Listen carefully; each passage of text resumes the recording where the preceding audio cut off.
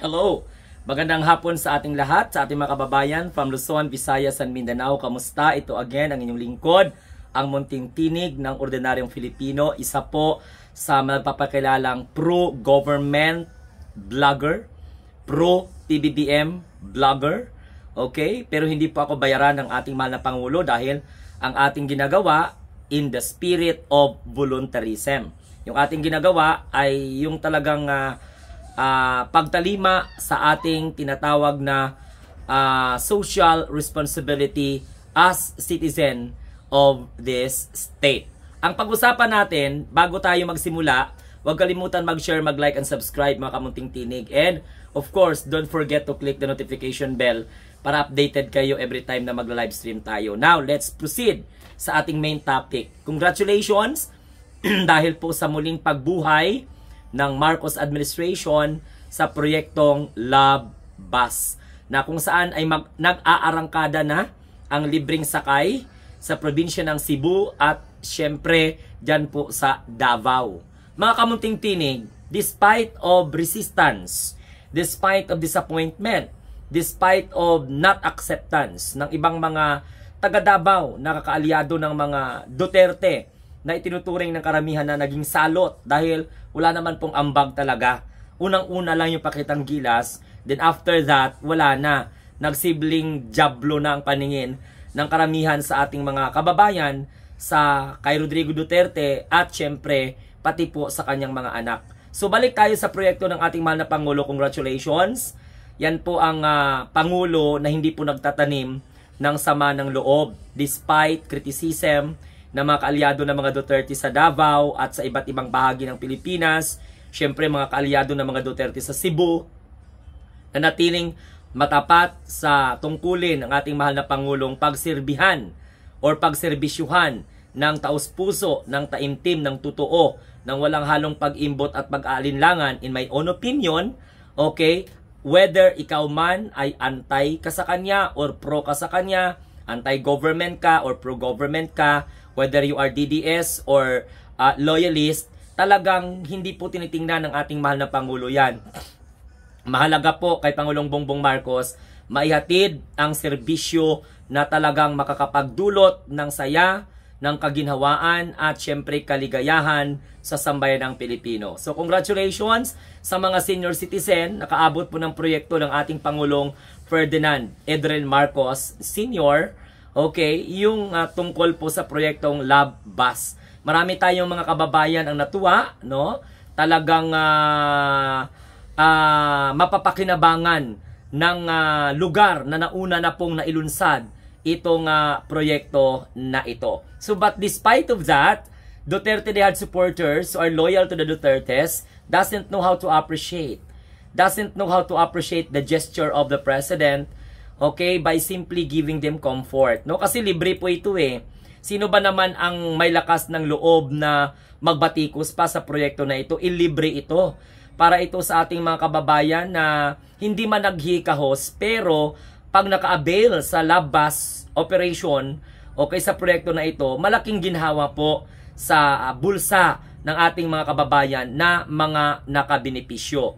Ako bilang pro-government, hindi man ako makaka-experience niyan dahil nandito naman ako sa Sultan Kudarat, pero natutuwa ako sa mga taga Davao, natutuwa din ako sa mga taga Cebu, at sa mga susunod pa na mga lugar na mabibiyaan ng ganitong klaseng proyekto. Alam ko naman gagawin ng lahat, no, ng Marcos administration na hindi lamang sa lugar ng mga nabanggit ay magtagumpay ang paglunsad ng ganitong klaseng proyekto.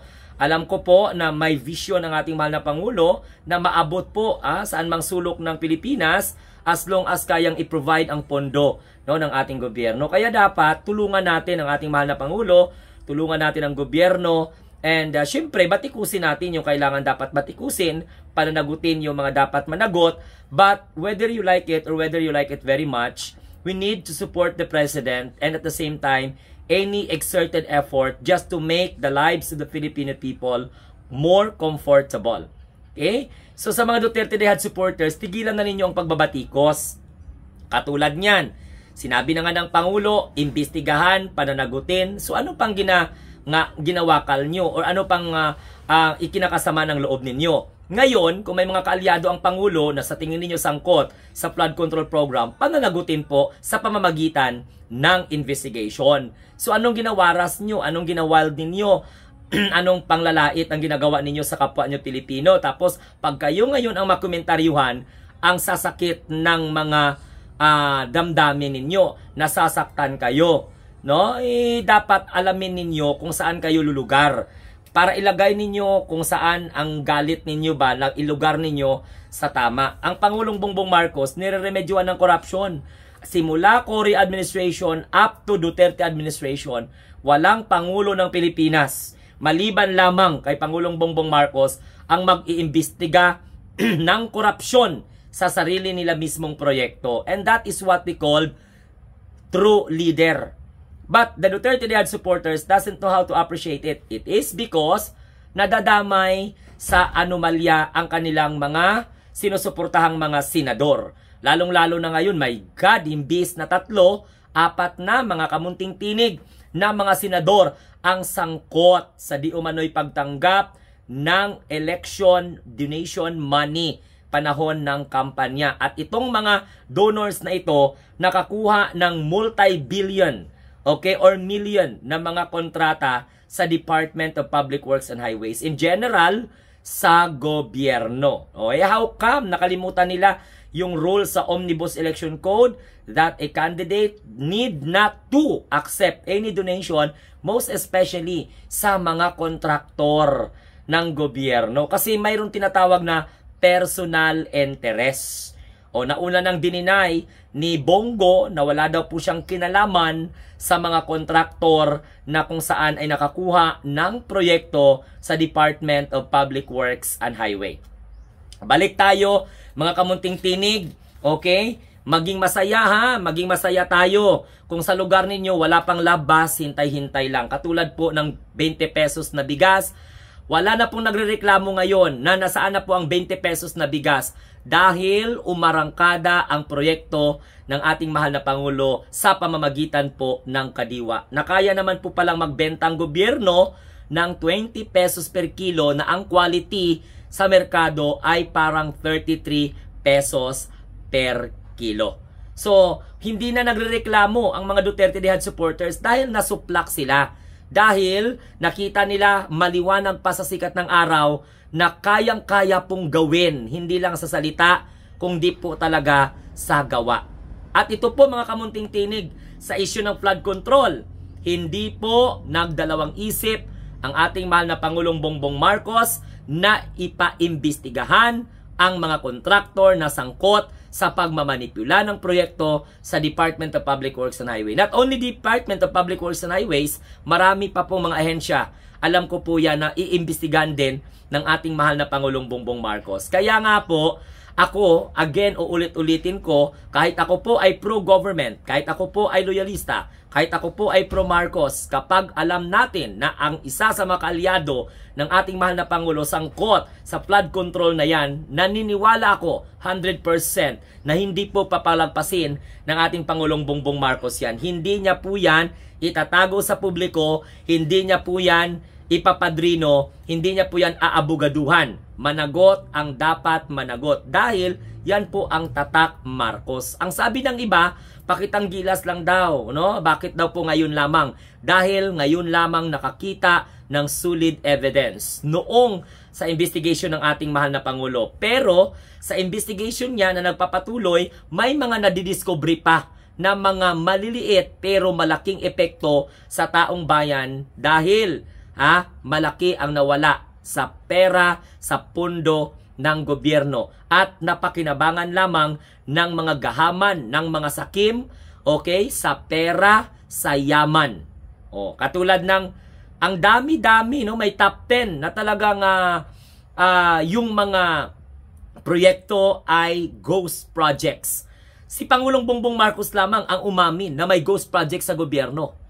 Si Rodrigo Duterte hindi na po ginawa yan. Si Ninoy Aquino hindi niya po ginawa yan. Wala akong naaalala na may Pangulong umamin na may proyekto ng gobyerno na kung saan ay mga ghost projects pala yan. Nasimulan pero hindi po natapos. At Mantakin nyo mga kamunting tinig. Simula lamang po ng pamumuno ni PBBM ang pinaimbestigahan niya. Pero lumabas ngayon ang mga palpak, ang Duterte administration and other administrations. Okay? Now, mga kamunting tinig, i-congratulate natin ang ating mahal na Pangulo dahil matagumpay na nailunsad ang isa na namang napakamakabuluhang programa ng gobyerno, ang Love Bus, na makapagdulot ng ginhawa financially kahit papano sa mga commuters. Dahil libre madadaanan ka ng Love Bus. So, magiging systematic po ang pagpapatupad ng ganyan, kung ano pong hours at saka saan po na terminal, para po sa kapakinabangan ng mga commuters na nakabase po sa lalawigan ng Cebu at ng Davao. So ayan, congratulations sa ating mahal na Pangulong Bongbong Marcos, sa Department of Transportation. Maraming salamat din po sa mga Pilipinong patuloy na naniniwala sa kakayahan ng ating mahal na Pangulo at hindi po natinag na sa kanilang pagsuporta sa Pangulo. Nananatiling matatag ang suporta sa Pangulo, suporta sa gobyerno, okay? Hindi po sa gustong pabagsakin ang Pangulo at pabagsakin